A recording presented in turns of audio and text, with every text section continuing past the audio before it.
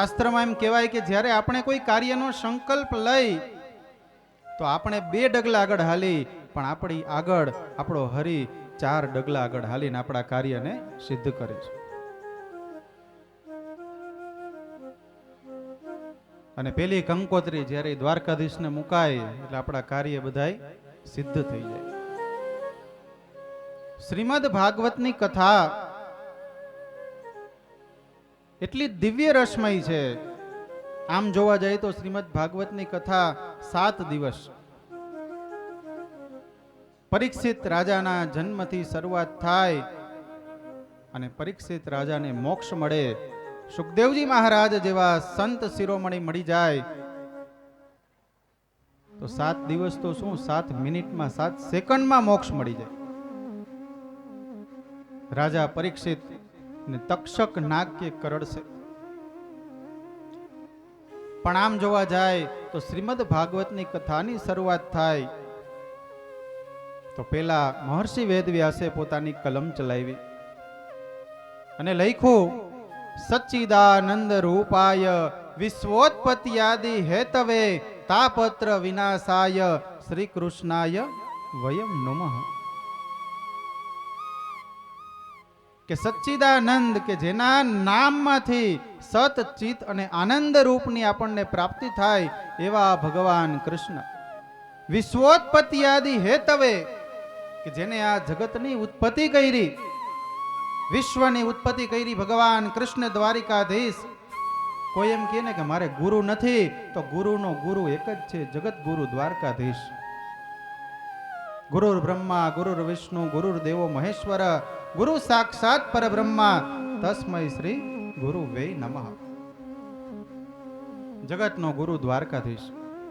કે ઉત્પત્તિ સ્થિતિ ને લય ત્રણેય કોના હાથમાં? તો કે ભગવાનના હાથમાં છે. ત્યારબાદ બીજી લાઈનમાં લખ્યું, તાપત્ર વિનાશાય કે આ જગતની અંદરમાં આધિદૈવિક, આધિભૌતિક અને આધ્યાત્મિક જેવા જે કાંઈ પણ પાપો છે, ત્રિવિધ તાપો છે, એનો સંહાર કરનાર ભગવાન કૃષ્ણ અમે તમને વંદન કરીએ છીએ. શ્રી કૃષ્ણાય વયમ નુમઃ. અહીંયા નુમઃ શબ્દ વાપરો છે, નમઃ શબ્દ નથી વાપરો. નુમઃ એટલે અમે બધાય ભગવાન કૃષ્ણ અમે તમને વંદન કરીએ છીએ. આજની તારીખે આપણે જોવા જાય તો આપણા દરેક કાર્ય ભગવાન પોતે સિદ્ધ કરે છે. એટલે ઠાકોરજીનો જે ગ્રંથ છે શ્રીમદ ભાગવત છે એને આપણે ક્યાં પધરાવી છે? આપણા મસ્તક ઉપર. આપણે હમણાં પોથી યાત્રા કરી. જ્યારે આપણે અહીંથી પોથી લઈને ગયા તો આપણે ખાલી હાથ ગયા બધાય. પણ જ્યારે ઠાકોરજીના ઘરે પૂજા કરી પછી ઠાકોરજીને આપણે ક્યાં પધરાવ્યા? આપણા મસ્તક ઉપર પધરાવ્યા. આપણે ઠાકોરજીને પોથીજી આપણે કહી, બરોબર, પણ સ્વયં સાક્ષાત ભગવાન કૃષ્ણ કે જેને વસુદેવજીએ ટોપલામાં મસ્તક ઉપર પધરાવ્યા હતા, મસ્તક ઉપર, એવી રીતે આજે ઠાકોરજીને આપણે ક્યાં પધરાવ્યા? આપણા મસ્તક ઉપર પધરાવી અને વાજતે ગાજતે આપણે ક્યાં લાવ્યા? જ્યાં શ્રીમદ ભાગવતની જગ્યા છે, જ્યાં ઠાકોરજી બિરાજમાન કરાવવાના હતા, ત્યાં વાજતે ગાજતે એ પણ કેવી ફૂલની કેડીઓ બનાવી. એટલે કહેવાનું, શેરી વડાવી સજ્જ કરો હરી ઘરે આવો ને આજની ઘડી રડિયામણી છે. આજની ઘડી અમારા માટે કેવી છે? તો કે રડિયામણી છે. એટલે કીધું, શેરી વડાવી સજ કરું હરી આવો ને. શેરી વડાવી સજ કરું હરી આવો ને. મારી શેરીએ પધરાવો ફૂલ હરી ઘરે આવો ને. શેરીએ પધરાવ ફૂલ હરી ઘરે આવો ને. મારી શેરીએ પધરાવો ફૂલ હરી ઘરે આવો ને. મારી શેરીએ પધરાવ ફૂલ હરી ઘરે આવો ને. શેરી વડાવી સજ કર કરું હરી આવો ને. શેરી વડાવી સજ કરું હરી આવો ને. શું આપણે આ શેરી વડાવી, અહીંયા આપણે ફૂલની કેડીઓ પથરાવી હતી ભગવાનને લઈ આવ્યા ત્યારે, પણ ભગવાન એમ કહે છે કે તમે એ શેરી વડાવીને સજ્જ કરો કે ન કરો, પણ તમારા મનની શેરીને જરૂર ઠાકોરજી બાજુ વડાવજો અને એને તમે શુદ્ધ બનાવજો. હરિદ્વારમાં ગંગામાં સ્નાન કરવા જાય તો આપણા પાપ ધોવાઈ જાય, પણ કયા? તો કે અજાણતા પાપ કર્યા હોય ને એ. પણ ક્યારેક આપણાથી જાણી જોઈને જો કોઈ પાપ થાય ને તો એનું પ્રાયશ્ચિત માત્ર ને માત્ર શ્રીમદ ભાગવત જેવી કથાઓ છે એ આપી શકે છે. કે જ્યાં હરિદ્વારમાં જે ગંગા વહે એ કઈ? તો કે ભાગીરથી ગંગા, કે ભગીરથ ઋષિએ પોતાના પૂર્વજોના ઉદ્ધાર માટે જે ગંગાને નીચે ઉતારી એ ભાગીરથી ગંગા. અને આજે અહીંયા લકડદાસ બાપુના સાનિધ્યમાં, સૂર્યમુખી હનુમાનના સાનિધ્યમાં જે જ્ઞાનની ગંગા વહે છે એ કઈ? તો કે ભાગવતી ગંગા. કે જે ગંગાની અંદર મારે ને તમારે આપણે બધાએ શુદ્ધ થવાનું છે. આપણે એમ કહીને કે શ્રીમદ ભાગવતની કથા તો કે પિતૃને મોક્ષ અપાવે. પિતૃને મોક્ષ તો મળી જ ગયો છે, એને મોક્ષ મળ્યો છે, એટલે જ આજે આપણને અહીંયા શ્રીમદ ભાગવત કથાની અંદર બેસવાનો અધિકાર પ્રાપ્ત થયો. ભાગ્યો દયેને બહુ જન્મ સમર્જિતેન, કે આપણા ભાગ્યનો ઉદય થાય ત્યારે આપણને આ જગ્યાની અંદર આવી અહીંયા શ્રીમદ ભાગવત કથા સાંભળવાનો અધિકાર આપણને પ્રાપ્ત થાય. અને કેટલા જન્મનું સંચિત પુણ્ય હશે કે આજે આપણને આ જગ્યા ઉપર બેસી ભગવાન ઠાકોરજીના ગુણગાન કરવાનો અધિકાર પ્રાપ્ત થયો. એટલે કહેવાનું કે ભાગવત કથાની અંદર કે ક્યારેય ભગવાનની જય બોલાય તો આપણે એમાં જય બોલવી, એમાં સંકોચ ન કરવો. કેમ કે ભગવાનની જય બોલશો ને તો આપણી જય થશે. અને આ તો ભગવાનનું કાર્ય. એવા સંત કે જેને કોઈ દી કોઈની પાસેથી 1 રૂપિયાની અપેક્ષા ક્યારેય રાખી નથી, પણ આજની તારીખે અહીંનું અન્નક્ષેત્ર, અહીંનું બધી વ્યવસ્થાઓ એ લકડદાસ બાપુના આશીર્વાદથી ચાલતી રહે છે. અને આજે પણ એના સ્વયંસેવકો એટલા જ ઉત્સાહપૂર્વક ઠાકોરજીનું કાર્ય કરે છે, આ જગ્યાનું કાર્ય કરે છે. અને કોણ ક્યારે કેવી રીતે નિમિત્ત બની જાય છે એની આપણને કાંઈ ખબર નથી. એટલે કહેવાનું કે 7 દિવસીય શ્રીમદ ભાગવત કથાની અંદર આપણે કામ, ક્રોધ, લોભ, મોહ, મદ, મત્સર અને ઈર્ષા, આ 7 પ્રકારના જે અવગુણો છે એને આપણે દૂર કરવાના છે. એક દિવસે એક અવગુણો છે એ આપણે દૂર કરવાના છે. પણ કઈ રીતે? તો કે કૃષ્ણ કથાની અંદર કોઈ કીર્તન આવે, કોઈ ભજન આવે, કોઈ ઠાકોરજીનો સત્સંગ આવે, તેની અંદર આપણે શું બનવાનું? તો કે તન્મય બનવાનું છે. અને ઠાકોરજીની કથાની અંદર ભગવાનને પ્રિય શું છે? તો કે કીર્તન બહુ પ્રિય છે. ને એમાં ગોપીઓ હોય તો એને શું પ્રિય છે? તો કે રાસ પ્રિય છે. તો આપણે પણ ભગવાનના ચરણમાં એક રાસ અર્પણ કરીએ. દ્વારિકાનો નાથ મારો રાજારણ છોડ છે, એણે મને માયા લગાડી રે. દ્વારિકાનો નાથ મારો રાજારણ છોડ છે, એણે મને માયા લગાડી રે.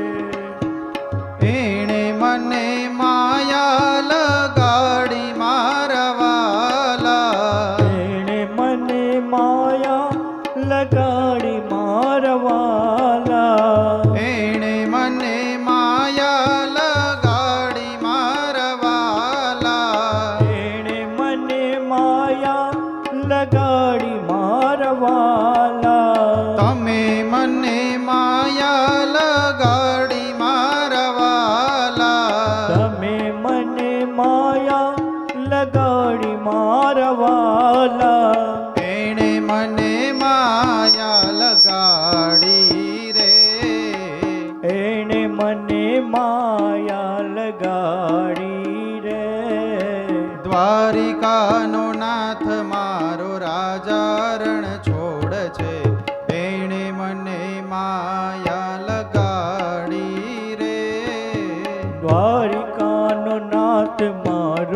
રાજા રણ છોડ છે.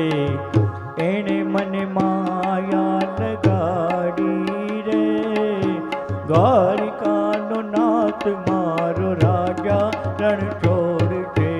એણે મને માયા લગાડી રે.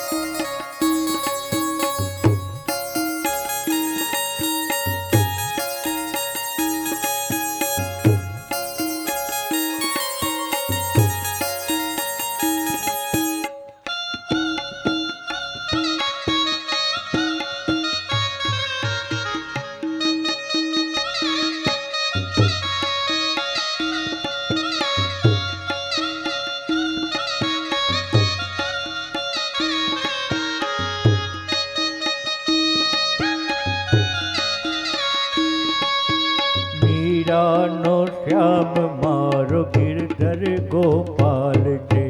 એણે મને માયા લગાડી રે.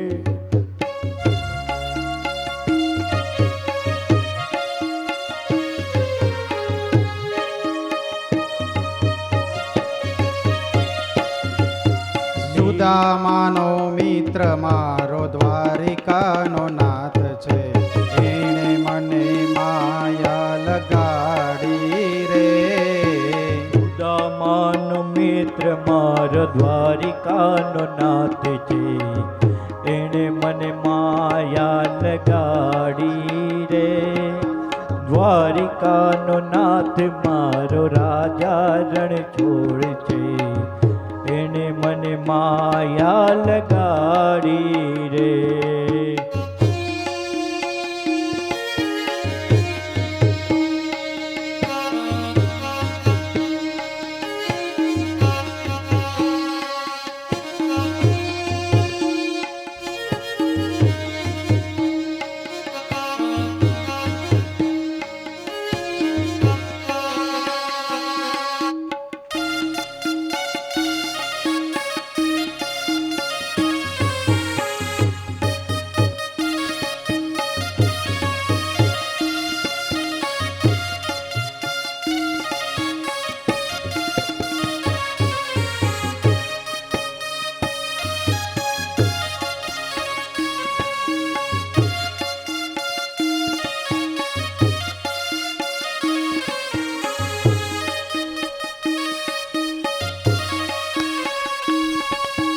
રૂક્ષ્મણીનો નાથ મારો રાજા રણ છોડ છે.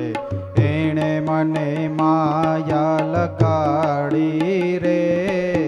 રૂક્ષ્મણીનો નાથ મારો રાજા રણ છોડ છે. એણે મને માયા લગાડી રે. એણે મને માયા લગાડી મારા વાલા. એણે મને માયા લગાડી મારા વાલા. તમે મને માયા લગાડી મારા વાલા. તમે મને માયા લગાડી મારા વાલા. દ્વારિકાનો નાથ મારો રાજા રણ છોડ છે. એણે મને માયા લગાડી રે. દ્વારિકાનો નાથ મારો રાજા રણ છોડ છે. એણે મને માયા લગાડી રે.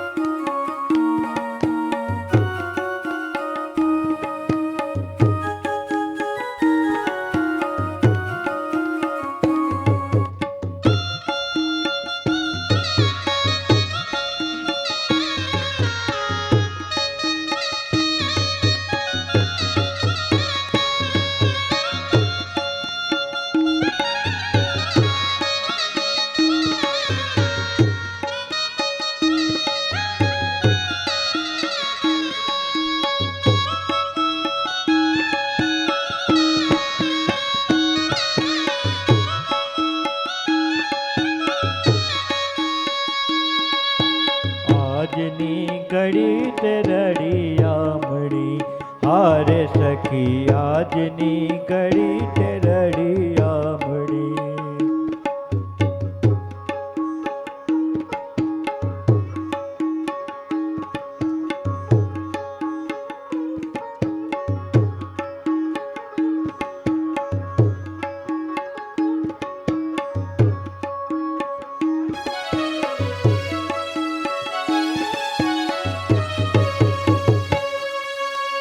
આજની કડી તે રડિયામણી હારે સખી આજની કડી તે રડિયામણી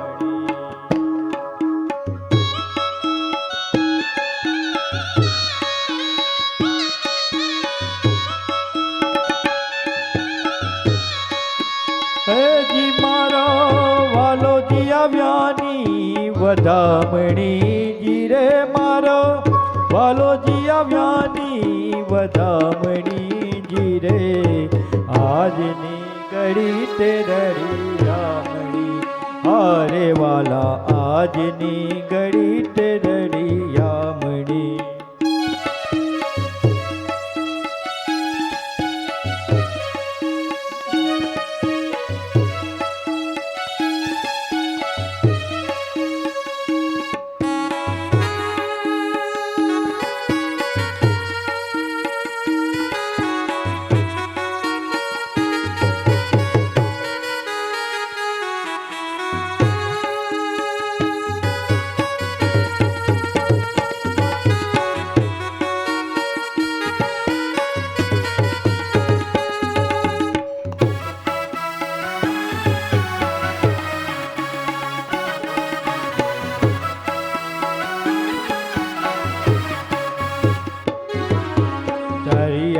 તે તોરણ બંધાવ્યા હારે સખી તરિયા તે તોરણ બંધાવ્યા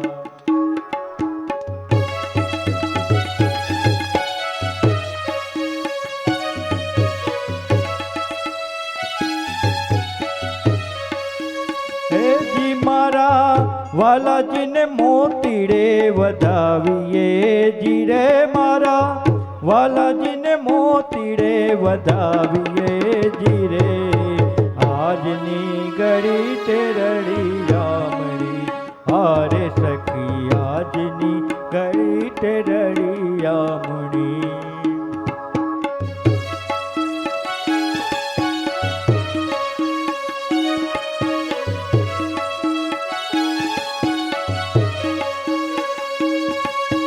આજની ઘડી તે રડિયામણી હારે સખી આજની ઘડી તે રડિયામણી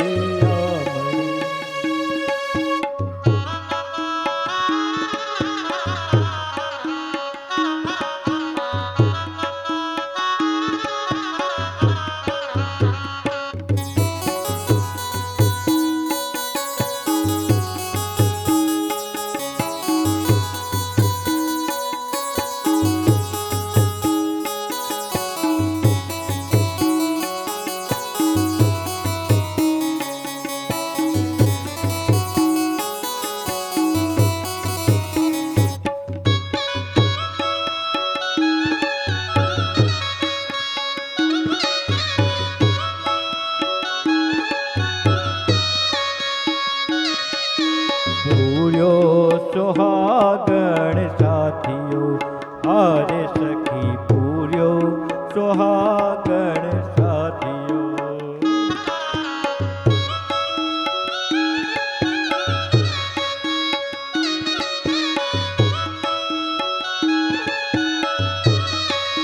હેજી મારો મલ હેજી મારો માલોજી મલપ તો હાથીઓ જીરે મારો માજી